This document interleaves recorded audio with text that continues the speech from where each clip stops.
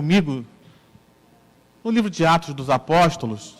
O livro de Atos, muitos também chamam de o Evangelho do Espírito Santo.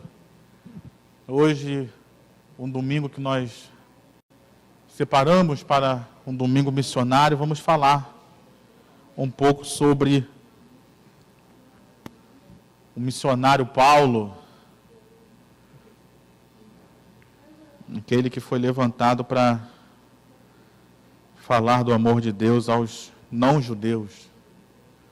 Você já achou Atos capítulo 9? Diz assim a palavra do Senhor a partir do versículo 10. Havia em Damasco um discípulo chamado Ananias. O Senhor lhe apareceu numa visão e disse: Ananias? Ao que ele respondeu: Eis-me aqui, Senhor. Então o Senhor lhe disse: Levante-se, vá à rua que se chama Direita, e na casa de Judas procure um homem de Deus chamado Saulo. Ele está orando. E numa visão vi entrar um homem chamado Ananias e impor-lhe as mãos para que recuperasse a vista. Ananias, porém, respondeu: Senhor, de muitos tenho ouvido a respeito desse homem, quanto mal tem feito aos teus santos em Jerusalém, e aqui em Damasco ele tem autorização dos principais sacerdotes para prender todos os que invocam teu nome. Mas o Senhor disse a Ananias: Vá, porque este é para mim um instrumento escolhido para levar o meu nome diante dos gentios e reis, bem como diante dos filhos de Israel. Pois eu mesmo vou mostrar a ele quanto deve sofrer pelo meu nome. Então Ananias foi, e entrando na casa, impôs as mãos sobre Saulo, dizendo: Saulo, irmão, o Senhor Jesus, que apareceu a você no caminho para cá, me enviou para que você volte a ver e fique cheio do Espírito Santo. Imediatamente caíram dos olhos de Saulo umas coisas parecidas com escamas, e ele voltou a ver. A seguir, levantou-se e foi batizado, e depois de comer, sentiu-se fortalecido. Saulo permaneceu alguns dias com os discípulos em Damasco, e logo nas sinagogas proclamava Jesus, afirmando que ele é o Filho de Deus. Amém? Vamos orar. Pai, no nome do Senhor Jesus, nós estamos aqui nessa noite e queremos ouvir a Tua voz, Pai, como já foi falado. Então ministra sobre nós a Tua palavra, que o Teu Espírito não só, como nós lemos aqui, que foi derramado sobre o apóstolo Paulo, que nós também saímos daqui cheios do Teu Espírito, renovados, para cumprirmos uma missão, chamado, um propósito, porque o Senhor tem um propósito, tinha um propósito com a vida de Paulo, e o Senhor tem um propósito com a vida de cada um de nós. Então nos capacita, nos dê graça, nos usa essa palavra para contribuir com tudo isso que nós te pedimos e já te agradecemos em nome de Jesus. Amém e amém. O nosso Deus, querido, ele é um Deus que tem propósito. O nosso Deus, ele é um Deus estrategista. O nosso Deus é um Deus que tudo aquilo que ele faz, ele tem um porquê, ele tem uma direção, ele tem um propósito. Nem sempre isso está claro para nós. Nem sempre, de primeira, nós conseguimos vislumbrar ou perceber isso. Mas nós sabemos que Deus é um Deus de propósito. Nós vemos isso na criação, por exemplo, quando Deus faz com que a terra surja do meio do mar. Deus tinha um propósito. Colocar plantas ali, depois colocar o ser humano, que é a coroa da criação de Deus. Então, a terra surgiu, mas não surgiu para nada. Tinha um propósito. Quando nós olhamos a vida do próprio Senhor Jesus, quantos milagres o próprio Senhor Jesus nos revelou que ele fez aquele milagre por um propósito. Ele tinha um objetivo.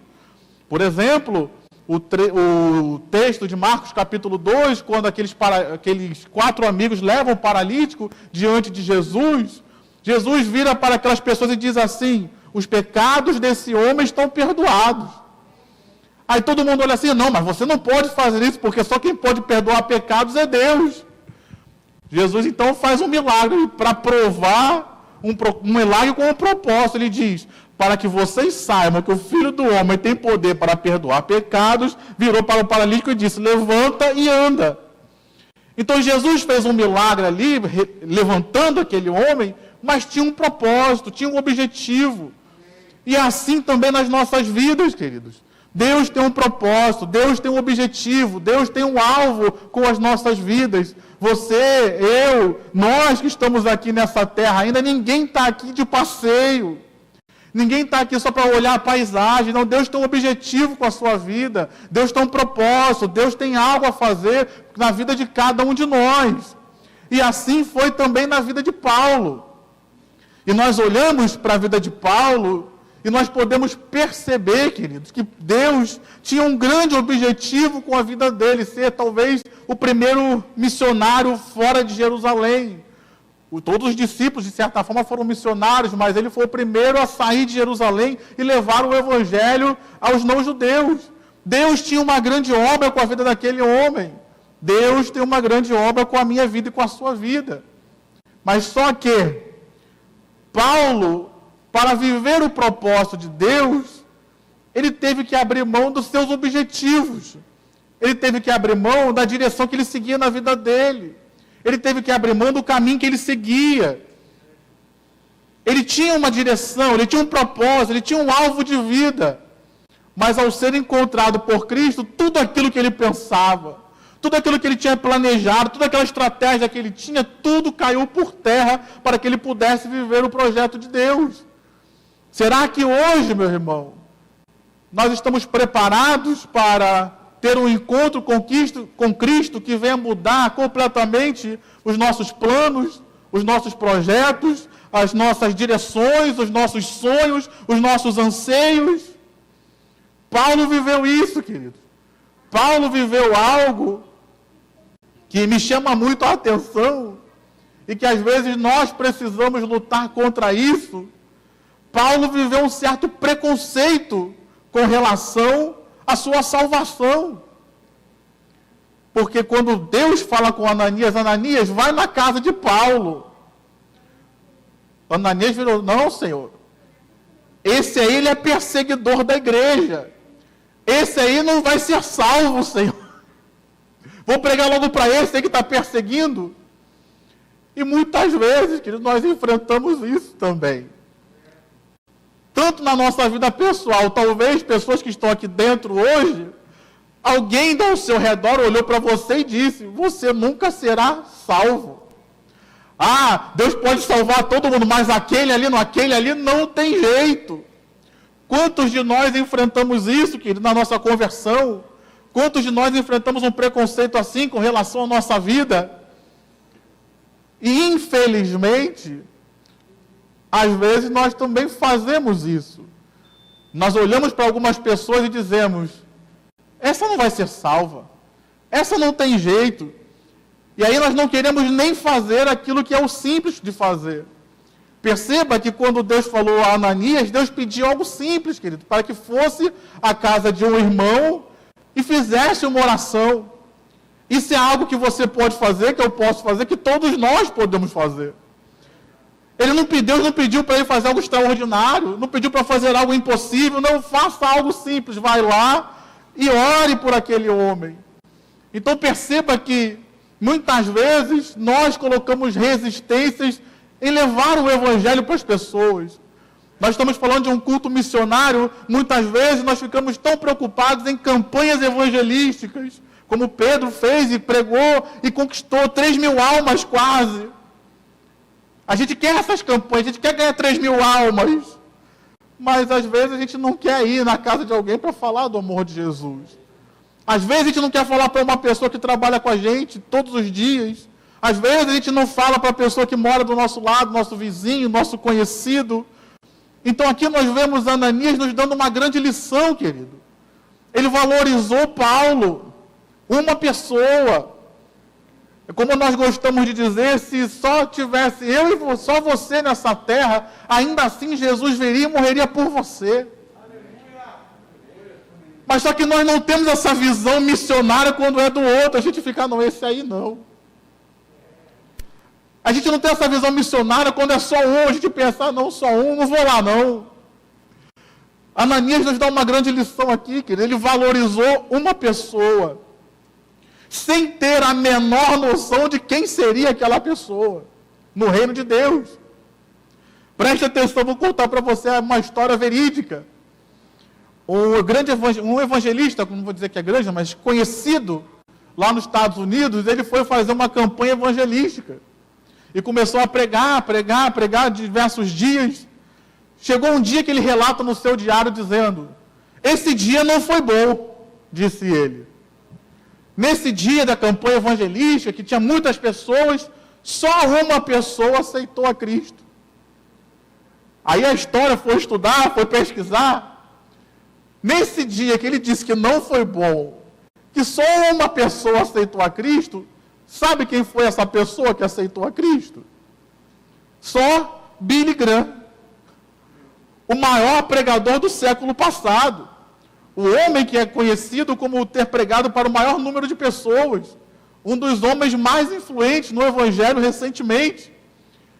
Na visão dele, aquele dia, na visão lá do evangelista, aquele dia não foi produtivo. Mas na visão do reino de Deus, talvez tenha sido o dia mais produtivo de todas as campanhas evangelísticas que aquele irmão fez. Olhando, comparando a mesma situação, a pregação de Pedro, que ele pregou, e 3.000 pessoas se converteram. Quem eram aquelas pessoas? A gente não sabe quem eram aquelas pessoas.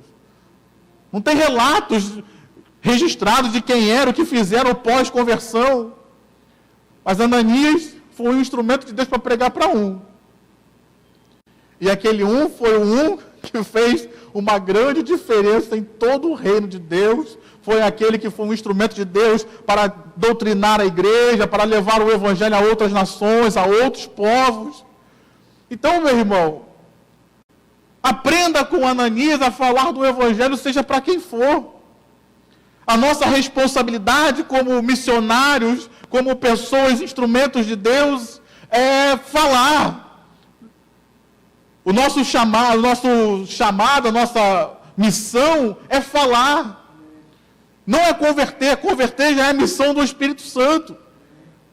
Então não importa quão difícil a pessoa pareça aos seus olhos, perceba a diferença de foco. Ananias dizia: esse homem é um perseguidor da igreja. Mas qual foi a palavra de Deus para ele?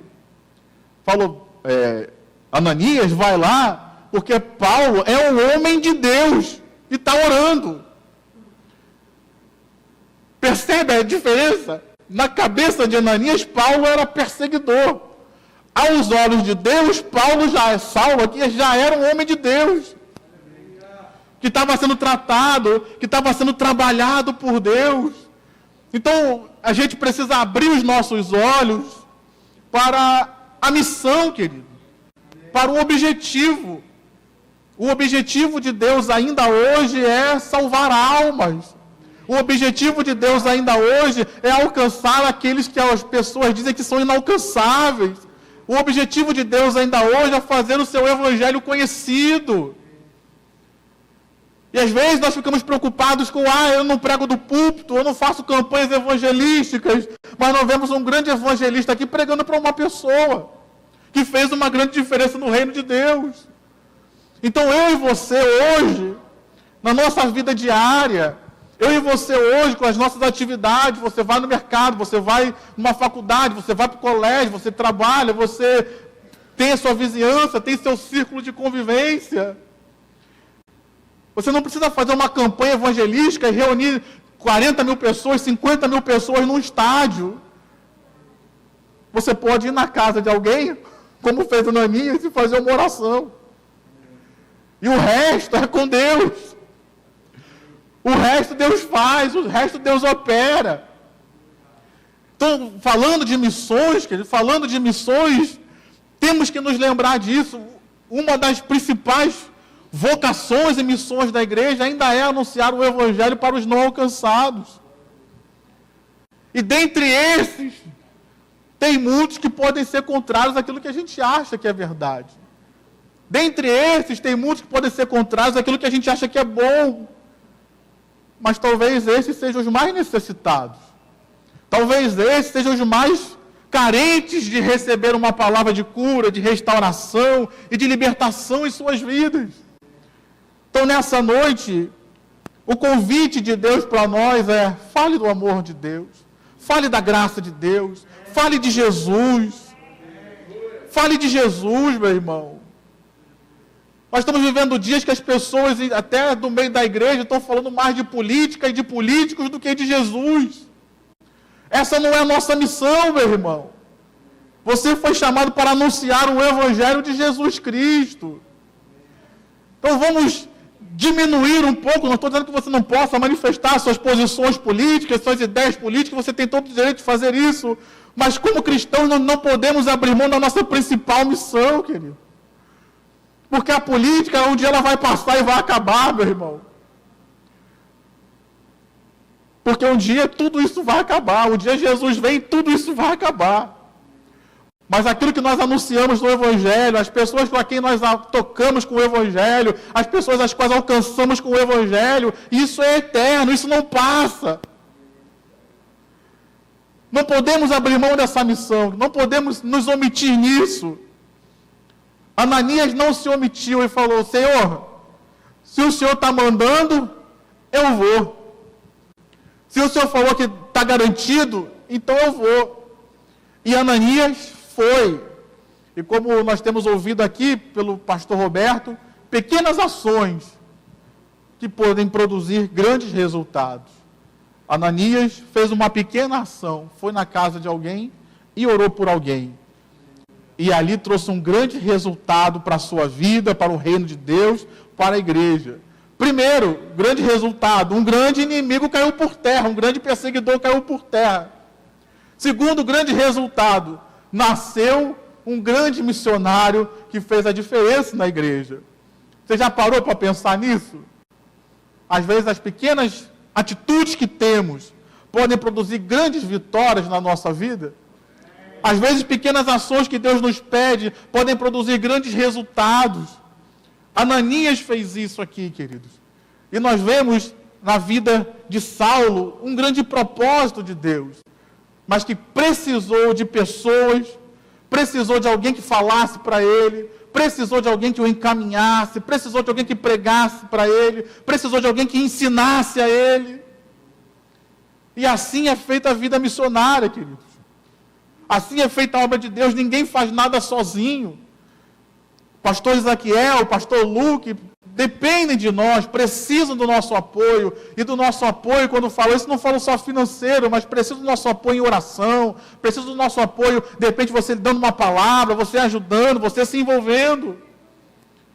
Ninguém faz nada sozinho, ninguém chega lá na frente sozinho, meu irmão. Tudo é uma construção, tudo é um projeto, tudo é um propósito de Deus, envolvendo todo o seu corpo, a igreja. Você é a igreja? Você faz parte da igreja? Então você é chamado nessa missão também. Às vezes nós pensamos: ah não, isso não tem nada a ver comigo. Se você é a igreja, se você é o corpo de Cristo, tudo aquilo que diz respeito à missão de Deus tem a ver com a gente. Tem a ver com a sua participação, tem a ver com o seu envolvimento, tem a ver com a sua dedicação também. Ter um propósito missionário não é só vir a um culto no segundo domingo de cada mês e dar uma oferta e falar: não, já cumpri minha obrigação missionária do mês. Não. Ter um compromisso com missões fala de você ter um compromisso de falar de Jesus. Fala de você ter um compromisso com a pregação do Evangelho. Seja ajudando, orando, mas também falando. Ah, pastor, mas eu não vou lá para o Peru junto do pastor Isaquiel. Tudo bem, meu irmão. Mas eu tenho um compromisso com evangelização aqui no meu bairro. Eu tenho um compromisso com evangelização com as pessoas que estão ao meu redor. Porque senão, meu irmão, a gente até brinca às vezes, a gente lê sobre missões e tem muitos testemunhos de pessoas que falam isso. Ah, o cara quer ser missionário na África, mas não fala de Jesus para o seu vizinho. Ele quer fazer missões em outros países, mas não consegue falar do amor de Deus para a pessoa que trabalha com ele todos os dias. O nosso compromisso com a evangelização é onde nós estamos. O nosso púlpito missionário é onde a gente está. Comece de onde você está, e aí Deus te leva para onde Ele quiser levar. E aqui nós vemos, então, Ananias quebrando seus preconceitos, quebrando suas resistências, quebrando as suas ideias preconcebidas, e foi até aonde Saulo estava. Ao chegar lá, nós vemos que ele fez exatamente aquilo que o Senhor falou para ele fazer, para orar por Saulo. E deu uma palavra para Saulo, dizendo: Saulo, você é um homem, um vaso, um instrumento, dependendo da versão que você use, escolhido por Deus. Como eu coloquei no tema, Saulo foi alcançado para alcançar, para ser um instrumento de Deus para alcançar outros. Então você perceba que Deus tinha um propósito com toda aquela situação. Deus tinha um propósito com a vida de Ananias. Deus tinha um propósito em converter Saulo. A vida de Saulo não termina aqui, queridos. Tudo aquilo que estava acontecendo com ele, ficar cego, ter uma queda, ter um encontro com Cristo, tudo tinha um propósito de levar Saulo a ser quem Deus queria que ele fosse. Nós estamos aqui, querido pastor João, pastor Roberto, eu, a igreja está aqui reunida também para sermos instrumentos de Deus, para te ajudar a ser quem Deus quer que você seja, para você encontrar o teu propósito, para você ver o caminho que Deus tem para você ser um instrumento de bênção nessa terra. Nós estamos aqui para isso, queridos. Nós estamos aqui para ser esses instrumentos, assim como Ananias foi, para despertar Saulo no seu chamado, no seu ministério. Nós estamos aqui para isso também, que você nessa noite seja despertado. Que nós nessa noite possamos sair daqui com uma nova convicção, com uma nova disposição para fazer aquilo que Deus nos chamou a fazer, para falar do amor de Deus.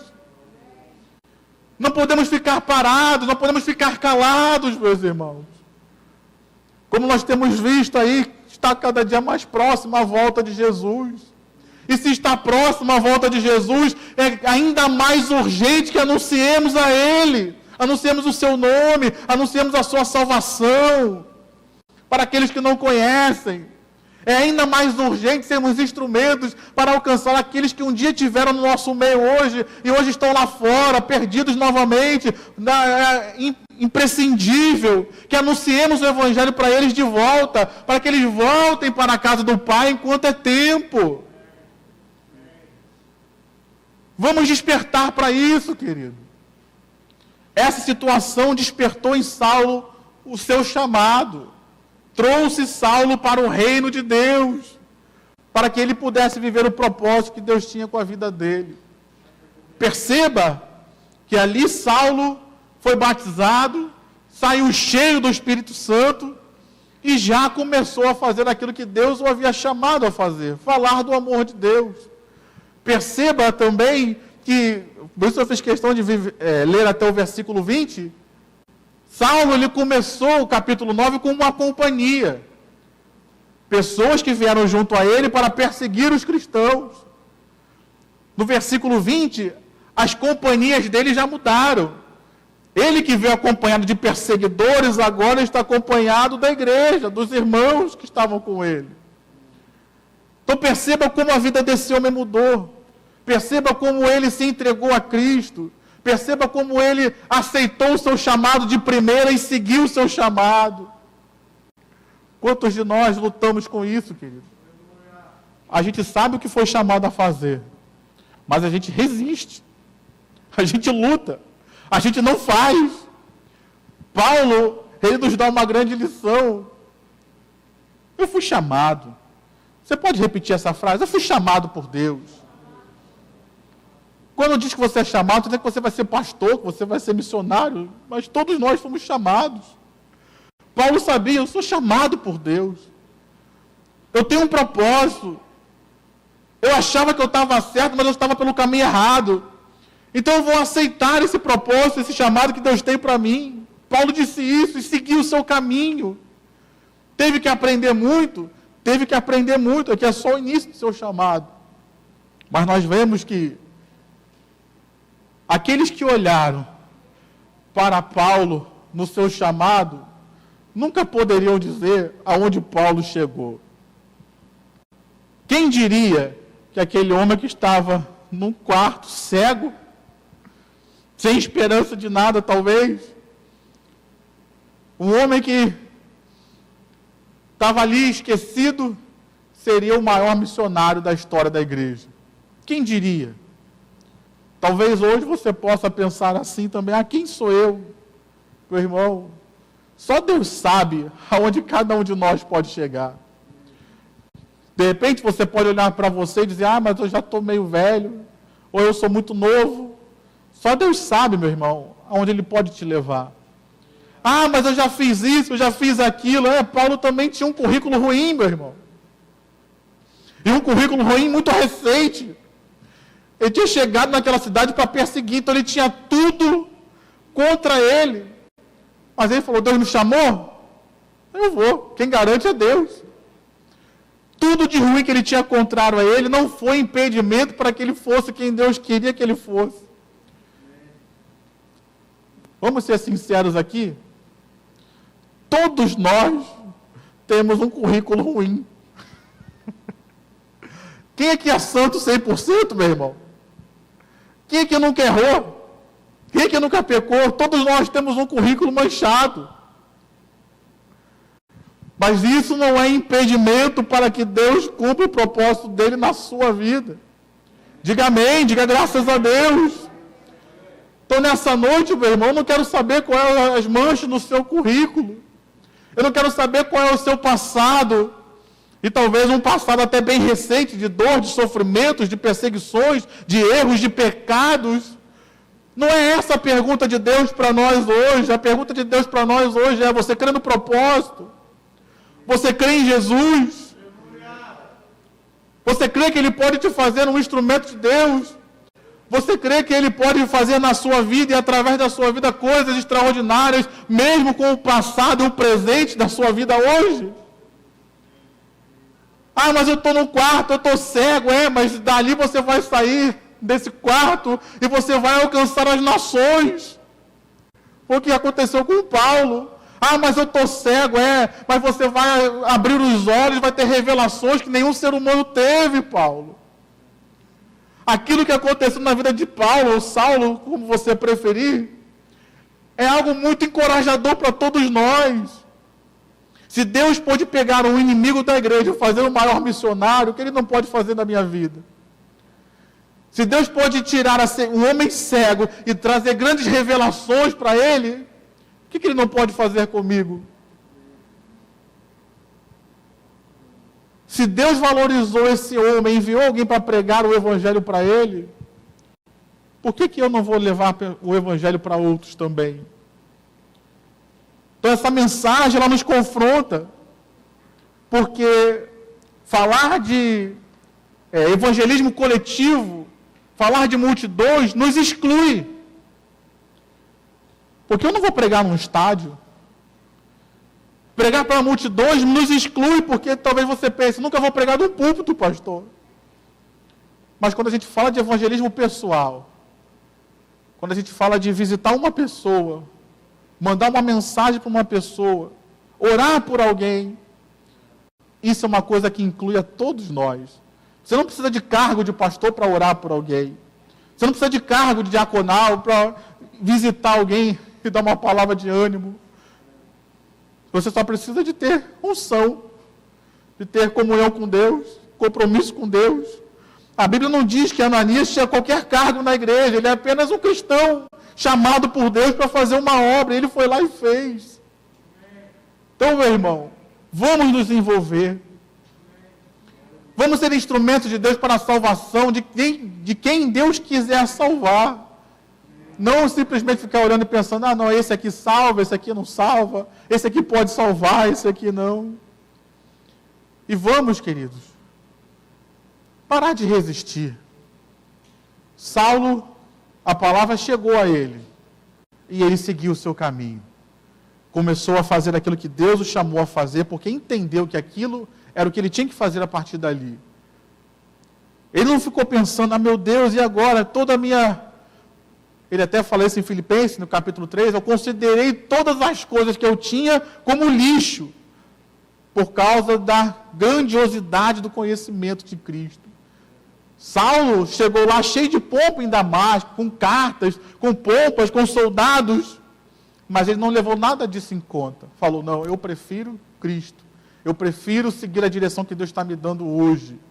Talvez nessa noite, meu irmão, você esteja vivendo momentos, situações, circunstâncias, e Deus está falando para você, segue o meu propósito. Você está lutando tanto, está resistindo tanto. Eu queria que você já estivesse bem mais longe, mas você nem começou talvez a sua caminhada, porque está resistindo àquilo que você sabe que eu já falei, eu já te mostrei, eu já te chamei, e você continua resistindo e fugindo do meu chamado, diz o Senhor. É noite de nós dizermos, sim, Senhor, me ajuda a parar de resistir. Jó, ele diz no seu livro, quem resistiu ao Senhor e teve paz. É noite da gente deixar de resistir naquilo que Deus tem nos chamado a fazer, meu irmão, minha irmã. E é noite de nós nos entregarmos e dizermos, Senhor, tá bom, o Senhor me convenceu, o Senhor tem um propósito com a minha vida, o Senhor tem um chamado, e isso é maior e mais importante do que qualquer coisa. Então, Senhor, me guia, me ajuda, levanta pessoas para me ajudar, como o Senhor levantou aqui para Paulo, colocou os irmãos ao redor para ajudar, para encorajar, para apontar o caminho. Me ajuda, Senhor. Eu quero parar de resistir, para que eu possa viver o melhor que Deus tem para mim. Eu quero parar de resistir, para que eu possa voltar a ter paz. Eu quero parar de resistir, para que eu possa alegrar o coração de Deus com a minha vida, como diz o texto, como um instrumento escolhido para fazer a vontade de Deus. Então, nessa noite, meu irmão, é noite de decisão para nós. É noite de mudança de perspectiva. É noite de mudança de visão. Nessa noite, é uma noite que nós podemos sair daqui cheios do Espírito Santo para fazermos aquilo que Deus nos chamou a fazer. Amém? Aplauda ao Senhor com o seu melhor. Aleluia! Quero convidar você a se colocar de pé. Então vamos orar. Feche seus olhos. Pai, nós estamos aqui reunidos nessa noite. E nós queremos te agradecer, Senhor, porque o Senhor tem um plano e um propósito conosco. Quem diria, Pai, que o grande perseguidor da igreja naquele tempo era amado pelo Senhor? Quem diria, Pai, que aquele homem que todos tinham medo, o Senhor tinha um propósito com a vida dele? Quem diria, Pai, que aquele homem naquela situação de cegueira, de humilhação por ter caído, a Bíblia não diz se ele estava no cavalo ou não, mas ele caiu. Quem diria que aquele homem, o texto vai nos dizer que ele era homem de Deus? Quem diria que o Senhor já estava trabalhando na vida dele, o transformando, o fazendo um homem de Deus? Nessa hora, Pai, o Senhor tem uma obra com cada um aqui também nessa noite. Talvez, se um dia nós olharmos uns para os outros, não venhamos a ver um homem de Deus ali.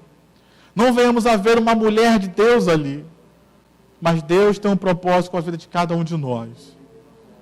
Deus, Ele não vê só o presente, mas Ele vê toda a nossa vida, toda a nossa trajetória. As situações que nós estamos vivendo hoje estão nos preparando, nos transformando em quem Deus quer que nós sejamos. Então, as situações que você vive hoje, meu irmão, Deus está usando elas para te fazer um homem de Deus. Deus está usando elas para fazer você uma mulher de Deus, meu irmão. Talvez hoje isso não esteja nítido para as pessoas ao seu redor. E talvez isso hoje não esteja nítido nem para você mesmo. Deus olhou para Saulo e disse, ali vai um homem de Deus, mas Saulo não se via assim. Saulo estava até cego. Ananias, que foi orar por ele, também não via Saulo como homem de Deus. Aquilo estava escondido, aquilo estava oculto ainda. Mas Deus já via. Meu irmão, pode não estar claro para a igreja, pode não estar claro para o mundo, pode não estar claro para você, mas Deus já te vê um homem de Deus, Deus já te vê uma mulher de Deus. Ah, pastor, mas eu fiz isso, mas eu fiz aquilo, mas eu persegui, mas eu pequei. Mas Deus está dizendo, para isso eu enviei meu Filho Jesus Cristo, para morrer pelos seus pecados, para perdoar a sua vida, para zerar a conta, meu irmão, para fazer da sua vida como Ele fez na história mundial. Tem um antes e depois de Cristo.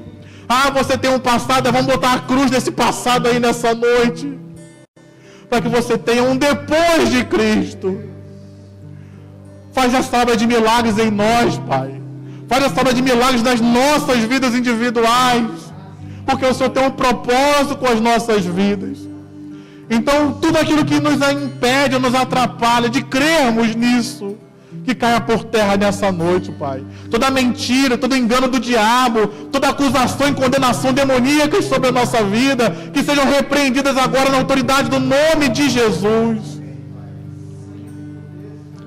E que o Senhor venha, Pai. Você pode colocar a mão na sua própria cabeça? Que o Senhor venha, Pai, sobre nós. Que o Senhor venha nos encher do Espírito Santo, como aconteceu com a vida de Saulo, dos discípulos. Que essa seja uma noite que nós saímos daqui cheios da Tua presença, cheios da Tua graça, cheios do Teu poder. Ó Pai, nos enche, Senhor. Para que assim como o Senhor fez com Saulo, ele foi cheio da Tua presença. As resistências que ele tinha caíram por terra. E ele, em seguida, seguiu o caminho que o Senhor tinha para a vida dele. Nos enche do Espírito Santo nessa noite, Deus. Quebra as nossas resistências, quebra as nossas durezas de coração. E como o salmista orou, Salmo 51, renova em nós, Pai, um espírito voluntário. Dá essa intrepidez de fazermos aquilo que o Senhor tem nos chamado a fazer, Pai. Nos ajuda a parar de resistir, de brigar com o Senhor, Deus. E nos ajuda a seguirmos aquilo que o Senhor tem para as nossas vidas. E como está o tema dessa mensagem, nos alcança, Senhor, para que nós sejamos instrumentos para alcançar outros. Coloca, Pai, intrepidez na nossa boca para falar do Teu amor. Talvez nós nunca venhamos a subir num púlpito para pregar. Talvez nós nunca façamos uma campanha de cruzadas evangelísticas gigantes, Senhor. Mas nos usa como foi Ananias. Nos usa numa visita, Pai. Vamos visitar um amigo, vamos visitar alguém, nos usa ali. Se nós olharmos o texto, Ananias não fez nenhuma pregação grandemente teológica. O texto nos dá a entender que Ananias não fez nenhuma pregação de horas e horas. Ele deu uma palavra que o Senhor falou para ele: vai lá e diz que ele é escolhido meu. Vai lá e diz que eu tenho um propósito com a vida dele, ora por ele. Nos usa assim, Pai, nessa simplicidade que gera grandes resultados. De repente, ligar para alguém, mandar uma mensagem, visitar. Às vezes nós queremos só orar e falar: Senhor, traz aqueles que não são convertidos para a igreja. E o Senhor está dizendo: não, a fórmula está errada. Eu disse: vá e busque aqueles que estão lá fora. Podemos orar, meus irmãos. Não estou negligenciando oração. Temos que orar pela salvação de pessoas, mas temos que ir também. Nos usa, Pai, como instrumentos para ganharmos almas para Ti.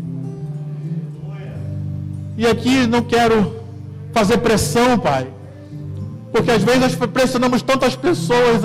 Você tem que ganhar almas. Quantas almas você ganhou esse ano para Jesus? Quantas almas Ananias ganhou na vida dele inteira, Pai? Não sei.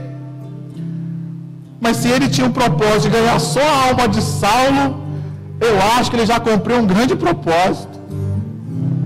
Não sei, meu irmão, quantas almas Deus quer que você ganhe. Faça a sua parte. Deixa o resto com Deus. Que o que nos mova não seja uma estatística. Que o que nos mova a falar do amor de Jesus, do Evangelho de Jesus e da vida de Jesus, não seja uma preocupação para eu mostrar na igreja, não, eu ganhei tantas almas para Jesus esse mês, esse ano, não. Que o que nos mova seja o amor por aquelas almas que estão perecendo. Que o que nos mova seja nos importarmos com aqueles que estão perecendo e indo em direção ao inferno. Que essa seja a nossa motivação, Pai. Agradar o Teu coração por estarmos obedecendo o Teu mandamento. Move-nos como igreja, Pai. Move-nos com os nossos bolsos para ajudar na obra missionária. Move-nos, Pai, com as nossas orações, com as nossas lágrimas para clamarmos.